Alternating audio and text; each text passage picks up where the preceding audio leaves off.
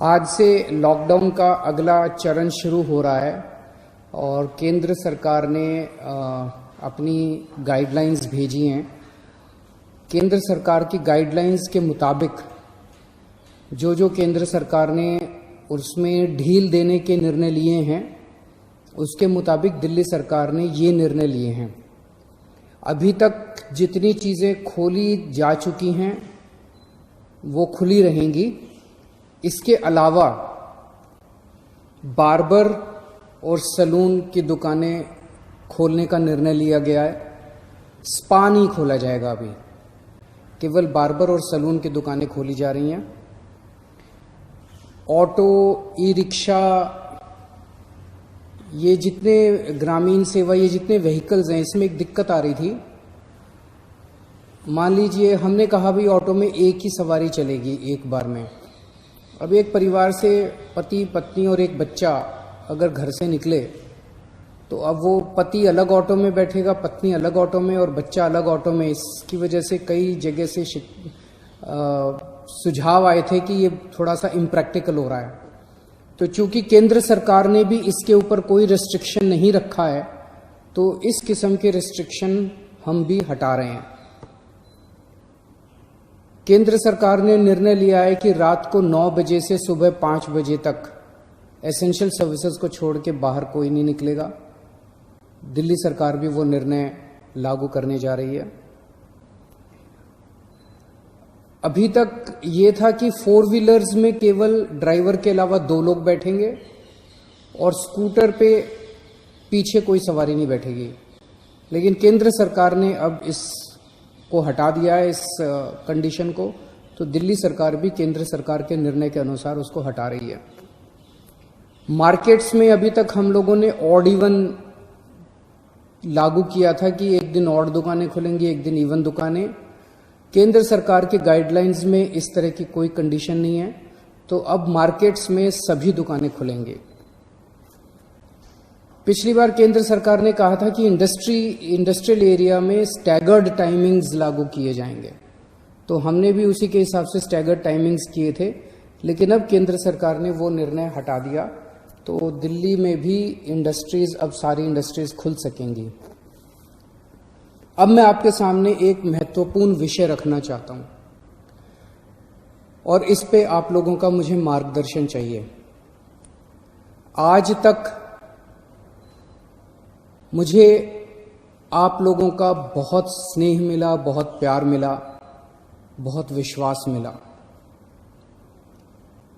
और उसी के भरोसे आज जितने काम हम लोग कर पा रहे हैं, आपके विश्वास और आपके स्नेह की वजह से ये सारे काम, दिल्ली के अंदर इतने सारे काम हो पा रहे हैं।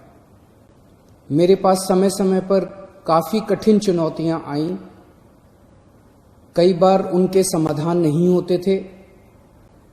ऐसे समय पे मैं कई बार आप लोगों के समक्ष आया, आप लोगों से मार्गदर्शन लिया, आप लोगों से सुझाव लिए। समय समय पे आप लोगों ने जो मार्गदर्शन किया उसको हम लोगों ने लागू भी किया। जैसे आपने कहा, हमने लागू किया। कुछ दिन पहले आप लोगों से सुझाव मांगे थे कि दिल्ली में लॉकडाउन में ढील दी जानी चाहिए कि नहीं दी जानी चाहिए, और भरपूर सुझाव आए। 5 लाख लोगों ने सुझाव दिए। आज आपका सुझाव एक बहुत महत्वपूर्ण विषय पर आप लोगों का मार्गदर्शन चाहिए। क्या दिल्ली के बॉर्डर्स को खोला जाए? एक बार तो आपको लगेगा कि ये क्या पूछ रहा हूं मैं। इसका एक इंपॉर्टेंट एस्पेक्ट है, दिल्ली के अंदर कोरोना के केसेस काफी बढ़ रहे हैं। रोज हम देखते हैं कि दिल्ली में कोरोना के केसेस बढ़ते जा रहे हैं। मैंने इसके बारे में कहा कि दिल्ली में कोरोना के केसेस बढ़ रहे हैं, ये चिंता का विषय तो है, लेकिन घबराने की जरूरत नहीं है। ये मैं इसलिए कह पाया क्योंकि दिल्ली के अंदर पिछले 5 सालों में आपकी सरकार ने दिल्ली के अस्पतालों में और स्वास्थ्य सेवाओं में खूब पैसा इन्वेस्ट किया है। खूब नए अस्पताल खोले, खूब नए बेड्स बनाए, खूब सारे आईसीयू खोले, खूब सारे मोहल्ला क्लिनिक बनाए, सारा इलाज मुफ्त कर दिया लोगों के लिए। पिछले 5 सालों के अंदर दिल्ली के अंदर अभूतपूर्व विकास हुआ है दिल्ली की स्वास्थ्य सेवाओं में। आज उसी की वजह से, जब कोरोना की महामारी की वजह से देश के और दुनिया के कई हिस्सों के अंदर उनकी स्वास्थ्य सेवाएं बिल्कुल ध्वस्त हो गई, कोलैप्स कर गई, आज दिल्ली में बढ़ते हुए केसेस के बावजूद आपका मुख्यमंत्री आपको विश्वास दिलाता है कि अगर आपके घर में कोरोना हो गया तो चिंता मत करना, आपके लिए बेड है, हमने आपके लिए बेड का इंतजाम कर लिया है। पिछले हफ्ते जब मैंने आप लोगों से बात की थी, अभी कुछ दिन पहले, मैंने आपको कहा था कि आज की, उस दिन मैंने कहा था 3-4 दिन पहले कि आज की डेट में दिल्ली में 2100 मरीज हैं, लेकिन 6600 बेड का इंतजाम है। और ये 9,500, 5 जून तक 9,500 बेड्स का इंतजाम हो जाएगा, 9,500 बेड्स। जबकि आज की डेट में मेरे ख्याल से 2300-2400 पेशेंट्स हैं आज। तो 2300-2400 पेशेंट्स के अगेंस्ट में हमारे 9,500 बेड्स का इंतजाम होगा। ये कौन से अस्पताल में कितने बेड खाली हैं, कितने वेंटिलेटर खाली हैं, एक तो है कि मैं वैसे ही हवा में बात कर लूं, लेकिन अब आपको ऐप के जरिए भी ये पता चल जाएगा। ऐप तैयार हो चुका है, उसको कल लॉन्च कर रहे हैं, कल सुबह उसको लॉन्च करेंगे। आप उस ऐप को डाउनलोड कर लेना और आपको पता चल जाएगा कि किस अस्पताल के अंदर कितने बेड खाली हैं। और अगर आपके घर में कोरोना हो तो आप वहां जा सकते हैं।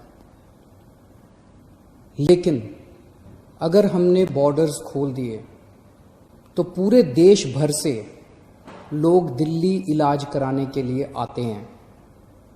क्यों आते हैं? 2 कारणों से दिल्ली आते हैं। एक कारण कि दिल्ली की स्वास्थ्य सेवाएं आज पूरे देश में किसी भी राज्य से या किसी भी शहर से सबसे ज्यादा अच्छी हैं। पूरे देश में सबसे अच्छी स्वास्थ्य सेवाएं आपको दिल्ली में मिलती हैं, तो पूरे देश भर से लोग इलाज कराने आते हैं। और दूसरा कि दिल्ली के अंदर सरकारी अस्पतालों में सब कुछ मुफ्त है। आपका 10 लाख रुपए का भी अगर कोई ऑपरेशन होगा तो वो भी मुफ्त है। तो पूरे देश भर से लोग यहां इलाज कराने आते हैं। जैसे हम बॉर्डर्स खोलेंगे, देश भर से लोग अपना इलाज कराने के लिए दिल्ली में आएंगे। जो आज मैं आपको कह रहा हूं कि 9,500 बेड्स हम लोगों ने आपके लिए रखे हुए हैं अगर कोरोना हो जाता है, जबकि आज दिल्ली में केवल 2300 पेशेंट्स हैं। ये बेड्स तो 2 दिन के अंदर भर जाएंगे अगर पूरे देश भर से लोग दिल्ली के अंदर आ गए। तो हमें क्या करना चाहिए? क्या बॉर्डर्स खोलने चाहिए या नहीं खोलने चाहिए? कुछ लोगों का कहना है बॉर्डर्स खोल देने चाहिए, लेकिन दिल्ली के अस्पतालों को केवल दिल्ली के लोगों के लिए, दिल्ली में रहने वाले लोगों के लिए, दिल्ली में जो लोग रह रहे हैं उनके लिए, उनके इलाज के लिए दिल्ली के अस्पतालों को इस्तेमाल किया जाए, उनके लिए रिजर्व किया जाए। लेकिन दिल्ली तो दिल वालों की है, दिल्ली तो सबकी है, दिल्ली तो देश की राजधानी है। दिल्ली तो केरला वालों की भी है, तमिलनाडु वालों की भी है, यूपी वालों की भी है, बिहार वालों की भी है, झारखंड वालों की भी है, महाराष्ट्र वालों की भी है। दिल्ली तो आज तक सबका इलाज करती आई है, फिर दिल्ली मना कैसे कर सकती है किसी का इलाज करने के लिए? तो कुछ लोगों का सुझाव है कि जब तक कोरोना है तब तक के लिए कम से कम दिल्ली के अस्पतालों में केवल दिल्ली में रहने वाले लोगों का इलाज होना चाहिए। क्या होना चाहिए? बहुत सारे सुझाव हैं। मुझे आपसे मार्गदर्शन चाहिए और हमें क्या करना चाहिए। आप हमें इस बारे में सुझाव भेजें। शुक्रवार को 5 बजे तक आपके सुझावों का इंतजार रहेगा। आप मुझे अपने सुझाव व्हाट्सएप कर सकते हैं। व्हाट्सएप नंबर है 8800007722। व्हाट्सएप नंबर है 8800007722।